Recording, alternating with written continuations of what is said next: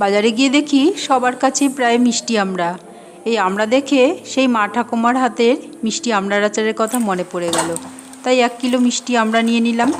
আমড়াগুলোকে ভালো করে ধুয়ে জল ঝরিয়ে খোসা ছাড়িয়ে 4টে টুকরো করে কেটে নিয়েছি। আর এই আচারের জন্য একটা ভাজা মশলা তৈরি করে নিচ্ছি। অপরদিকে প্যানে সর্ষের তেল দিয়ে তাতে 5 ফোড়ন দিয়ে কেটে রাখা আমড়াগুলো দিয়ে পরিমাণ মতন হলুদ নুন দিয়ে নেড়েচেড়ে ঢাকা দিয়ে দিলাম। কিছুক্ষণ পর ঢাকা খুলে পরিমাণ মতন গুড় দিয়ে আবারও নেড়েচেড়ে ঢাকা দিয়ে দিলাম আমড়াগুলো সেদ্ধ হওয়ার জন্য। এবার কিছুক্ষণ পর ঢাকা খুলে আমড়া বেশ নরম হয়ে গেছে।